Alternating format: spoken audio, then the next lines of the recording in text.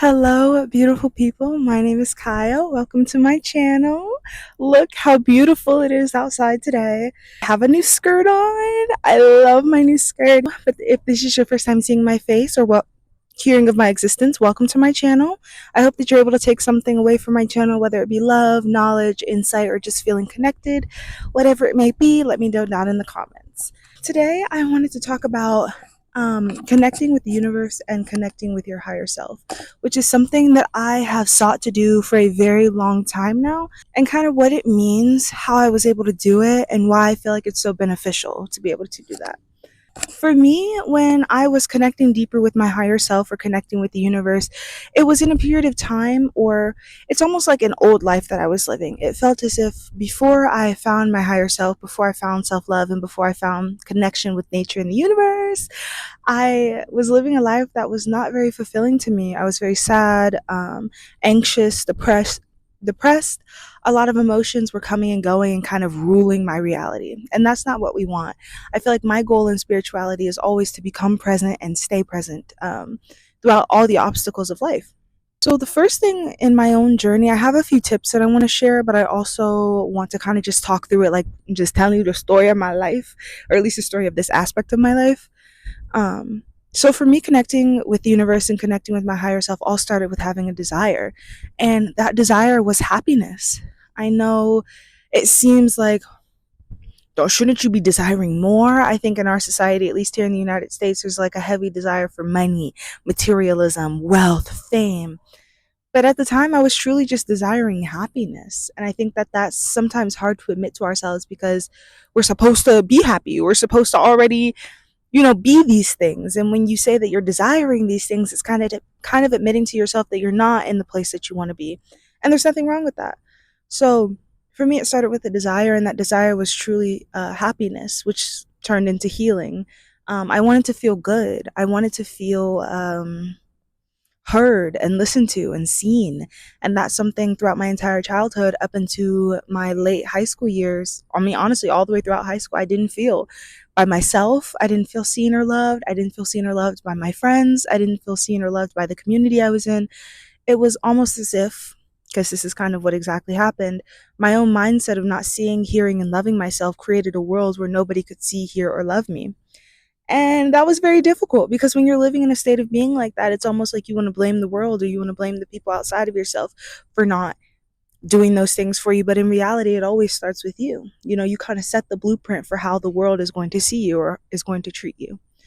And so connecting with my higher self really started with a simple desire. And that desire was, I want to feel good. Just that simple. I want to be happy.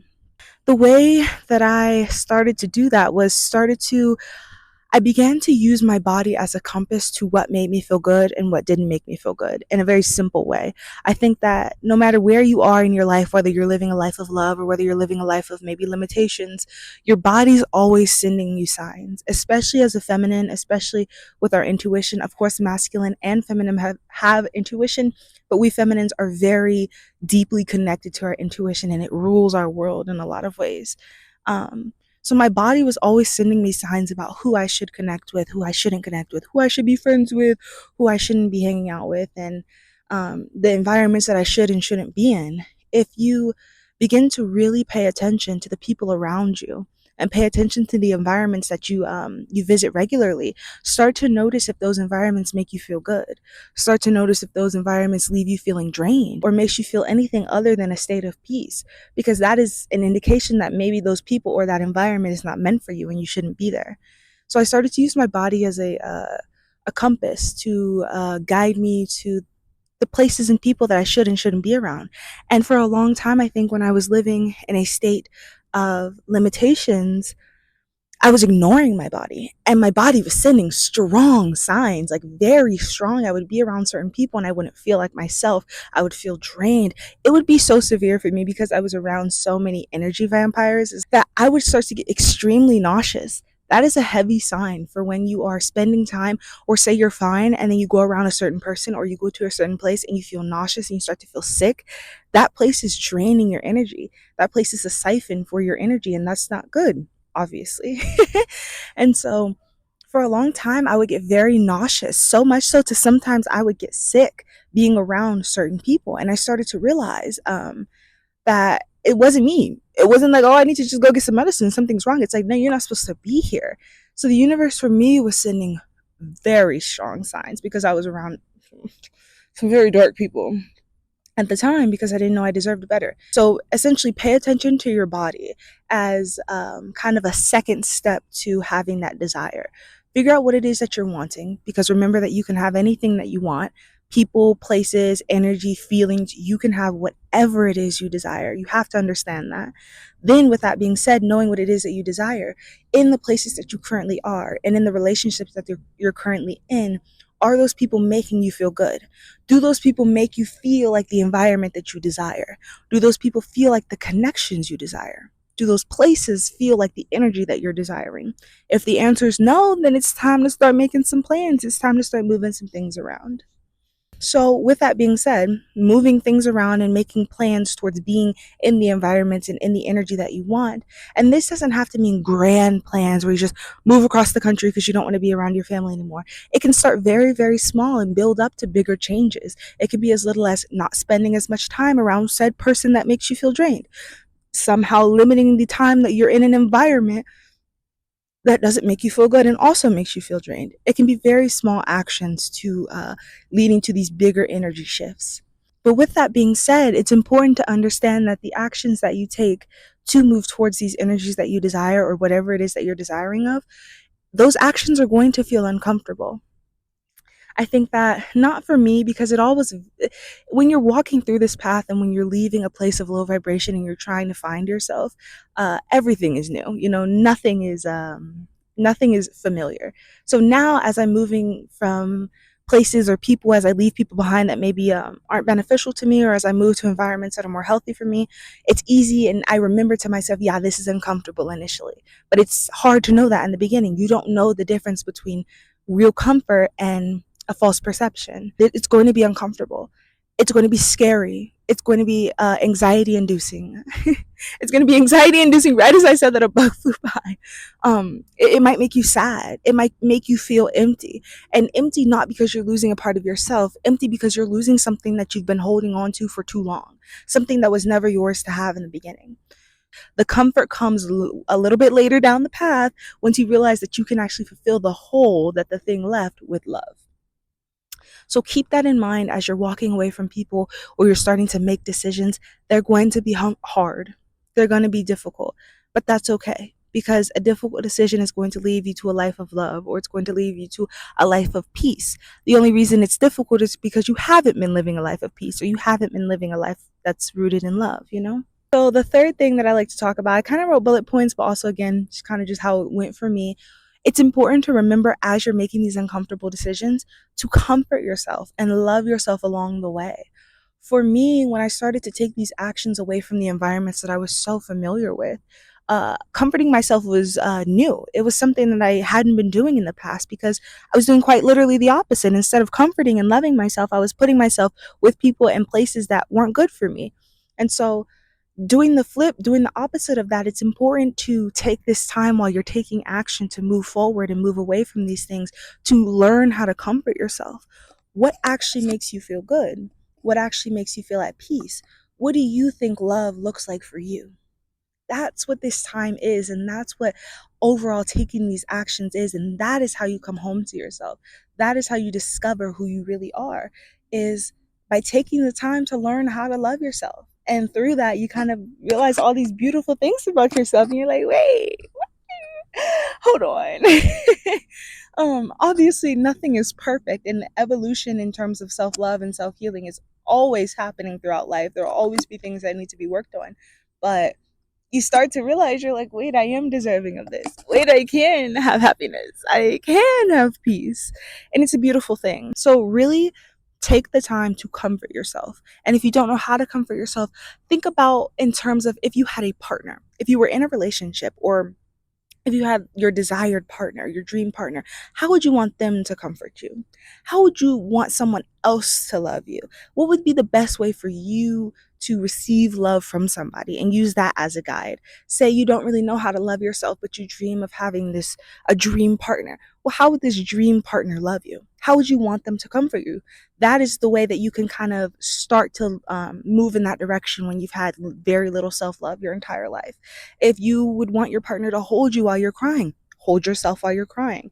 If you want your partner to uplift you with their words and use words of affirmation to remind you that you're on the right path, do that for yourself. Use use the love that you would want to receive as a guide on how to love yourself when you have very little experience with self-love. That is something that I did and was very, very important in me becoming closer with myself. It's really beautiful. I'm telling y'all, it's so beautiful once you get there.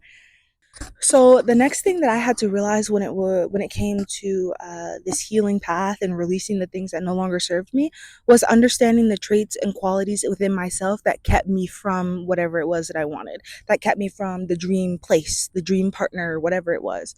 Understanding the traits that stand in the way between you and what it is that you want allows you to see what aspects of yourself need to be healed, right? So, say you are wanting to start a business, as an example, and you can't seem to get the business off the ground because you're not putting the effort in to the business. You're not sitting down every day and maybe thinking of different ideas. You're not creatively taking action towards what it is that you want.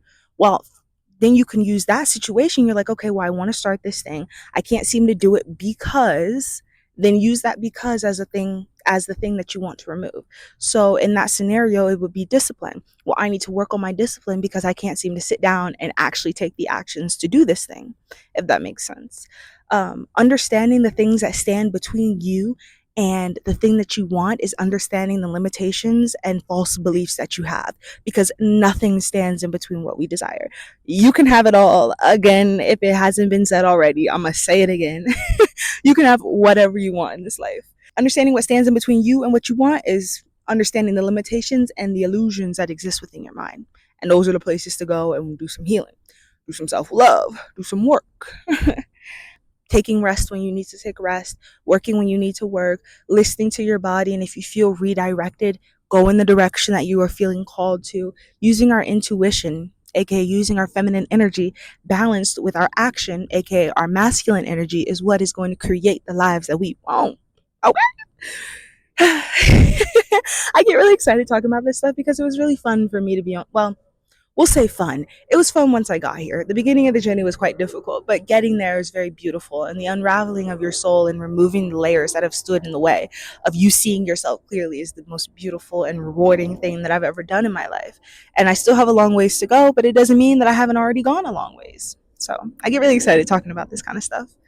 And yeah, so my last tip, which brings me to the point like of life that I feel like I'm in right now, is being courageous enough to fail. Be courageous enough to fail. Be courageous enough to fall down and learn from your mistakes and get back up. A lot of people don't start things because they think they can't do it. They don't start things because they believe they're going to fail. If you believe you're going to fail and that keeps you from starting, guess what? You have failed. You have not even given you haven't even given yourself the chance to succeed because you've already decided that you're going to fail because you fear it. So you don't do it at all. Now you've removed your chance to even succeed at all. So, being courageous enough to try, fail, start over, and be redirected by the universe is one of the most open, trusting, and vulnerable things you can do with yourself. Be courageous enough to be yourself and be courageous enough to make a mistake and learn from that mistake. Don't fear mistakes. That's the whole point of the journey. There is no like rule book on self love. There's no template of like, this is how it has to look. It looks different for everybody else. And your only goal is to understand what it looks like for you. All right, you guys.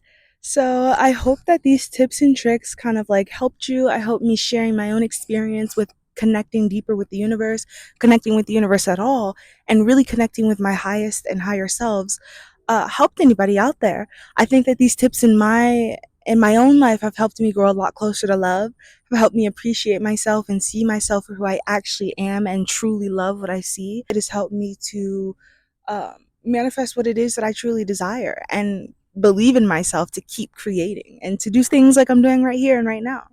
So if you made it to the end of the video, thank you so much for watching. Thank you so much for making it this far in the video. Tell me how I could help better to share my wisdom to help other people overcome the obstacles that I've experienced on my path.